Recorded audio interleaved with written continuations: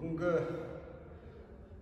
сабағымыздың тақырыбы самбо күресіндегі бас жағынан ұстау әдісі. Жалпы бұл әдіс күрес барысында қарсыластар партерге түскен жағдайда орындалатын әдістер қатарынан келеді. Жалпы бұл әдістің орындалуы және түрлері. Жалпы бұл әдіс қарсыластың бас жағынан ұстау деп аталатын себебі қарсыластың біз бас жағынан келеміз. Осы тұстан қарсыластың бас жағынан келіп поястан аламыз, қарсыластың белбеуден аламыз және екі шынтағымызды қарсыластың қолтығына түсіреміз. Осы жерден аяғымызды кеңінен созып, басымызды кеудесіне тақап ұстау әдісін орындаймыз.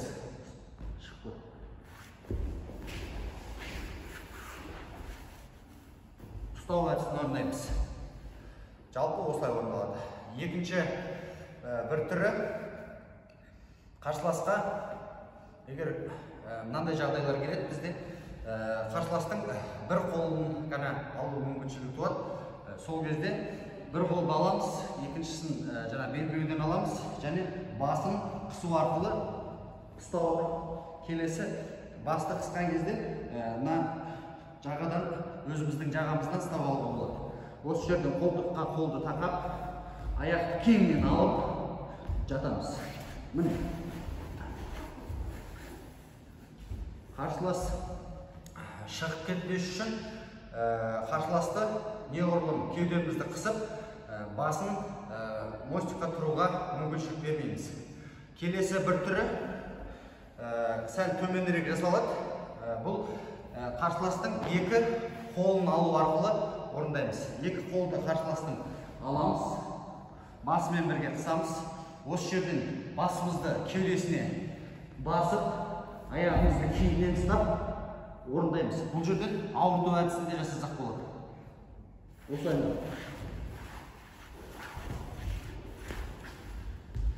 Жалпы осындай екі-үш түрлі ұстау әдістері бар. Келесі бізде осы әдістке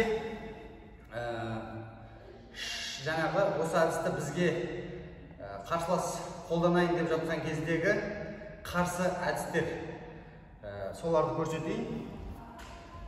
Жалпы ұстау әдісін орындауға саған келе жатқан кезде ең бірінші қарсы әдіс ол бізде қолды итеру. Қолмен итеріп, осы жерден не оңға, не солға шығып кету. Келесі бір әдіс, егер төмен жағдайда болған кезде сәл итеріп, тізенің көмегімен, аяқтың көмегімен қарсыластан шығып қашу. Қолымызды сәл кеудеден итереміз. Осы жерден аяғымызды, тіземізді тығып, ары қарай шығуға тырысамыз. Бұл жалпы шығудың әдістерінің бір түрі. Келесі бір әдіс, қарсыласты иегінен итереміз. Қарсылас егер ұстап алған жағдайда, міне, қарсыластың иегіне қолымызды тығамыз, осы жерден итереміз. Шығуға тырысамыз осылайынан. Қатыста. Осы жерден өсіп шығып кетеміз. Ары қарай жалпы осы әдіс, жаңағы ұстау әдісінен, бас жағын ұстау әдісінен шығу түрлері. Жалпы шығу үшін бізге осы әдіс орындалып жатқан кезде, мысалға,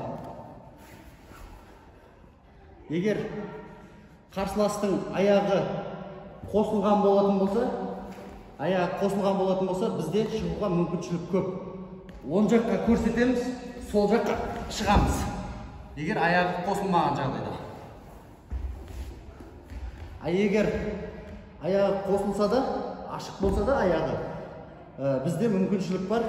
Қысамыз, сақатты осылай аламыз, қысып, осы жерден серпіну арқылы, раскачка арқылы, оңға, солға өзіне ұстау әдісін жалғастыруға болады. Келесі тағы бір шығудың бір түрі, бұл біздің мына қолымызды шығаруға тырысамыз. Қолымызды шығарып, шығып кетуге тырысамыз. Осылай ұстаса да, ұстаған кезде жанға қарай аударып барып, осылай шығамыз.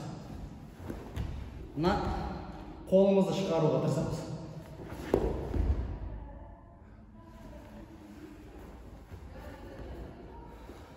Жалпы бас жағынан ұстау әдісінен сіздерге жаңа көрсеттім. Орындалуын, қарсы әдістер және ол әдістен қалай шығу керек.